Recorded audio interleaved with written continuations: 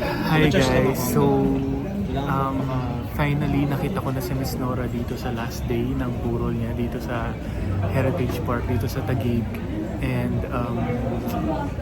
so may eulogy, may program which is yung mga nagsalita is yung mga anak niya. So meron tayong napakinggan doon, napanood na first time na reveal ng kanyang mga anak, including Lotlot, yung anak, yung mga moments nila with her mom na napaka-heartfelt, nakaka-antig ng puso. And it hits me talaga, lalong-lalo na superstar natin siya. Marami din mga dumalo dito sa last day niya, last night. And it was an emotional moment. And of course, a celebration for her. Siyempre, national artist natin siya, superstar. No one can replace her. So, ayun na nga guys, going back to my kwento. So, nag-eulogy na yung anak nila, yung mga anak ni Miss Nora. And of course, yung last si Lotlot. And naibahagi niya yung reason. Kung yung totoong kwento talaga, including the text messages, with Nora's doctor and all. So talagang nakakantig ng puso and parang yung pala yung nangyari, very detalyado. So I witnessed that as well. And pagkapasok namin dun sa chapel, napakalaki, napaka-spacious, and then maraming pwedeng pumasok at maka-witness yung eulogy, and I witnessed that. And talagang grabe din talaga yung sacrifice, at ganun yung talagang yung ugali ni Miss Nora is kikimkimin niya muna yung sakit niya and all, yung mga feelings niya hindi niya papasabi sa anak nila, sa mga anak niya. So that was, it hit me talaga nung nalaman natin yon with through Miss Lotlot.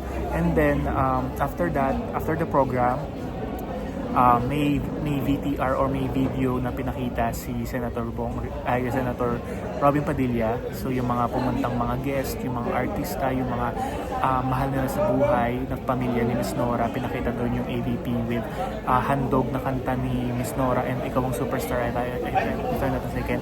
And then after that, pwede na lumapit kay Miss Nora doon. So nung papalapit na ako, I'm shaking, yung feeling na parang kabang-kaba ka.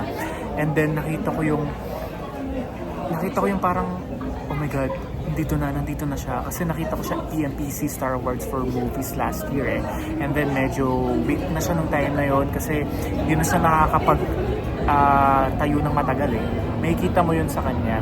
And then after that, nandun na ako. I'm shaking inside. Yung dibdib ko parang I don't know what to do. Tapos nung nakita ko siya, parang oh my God, she's at peace right now. Masaya yung makeup niya, yung hulma ng kanyang mukha, napakaganda. Alam mo yung parang anong tawag dito? Parang dalagang Nora. Yun yung nakita ko talaga sa kanya nun. Parang ang fresh na mukha. She's maaliwalas yung mukha. Alam mo yun. Tapos yung lipstick niya, lips niya, yung hair, pagkakaisang hair niya, very superstar yung dating. Hindi ko ma-explain yung feeling kasi I was there like in front of her like 5 seconds or the 8 seconds just to see her talaga. Like, ninamnam ko talaga. And then napakaganda ng kanyang kasuotan. Alam mo yun, parang hindi siya parang, kasi sabi ni Miss Lotlot, parang kay Miss Ray niya daw ata pinagawa. And hindi halatang biglaan. Alam mo yun, parang ang ganda ng parang gold brown yung kanyang tapos may mahaba pa dito, round, para siyang, ang ganda, talagang it fits on her. Napakaganda, tapos meron pa siya mga alaala sa kanyang kamay and all. So she shines talaga nung time na dun mismo. And I felt her aura talaga na napakabuti, napaka-humble, napakabusilak ng puso. And I'm lucky enough na na-witness ko siya during this moment. So yeah, napaka-smooth, at yung program napakaganda rin ng eulogy. And may food din, may yung mga flowers, talagang ang daming nagpadala.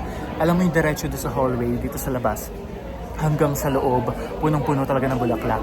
It means to say, marami nagmamahal kay Miss Nora Honor. So pumunta rin yung president natin, Senator Jinggoy, Mr. Joseph Estrada, lahat halos talaga nagbigay ng suporta talaga at nakidalamhati sa pagpanaw ng ating superstar. So yeah, I'm very happy enough na I've experienced this moment, and I will treasure this moment And yeah, thank you very much for watching tomorrow na yung libing ni Miss Nora Honor. Hopefully you guys could watch that. Hopefully merong live stream and all para ma-witness natin. And sa libingan ng mga bayani daw tomorrow. So yeah, yun yung mga kaganapan dito.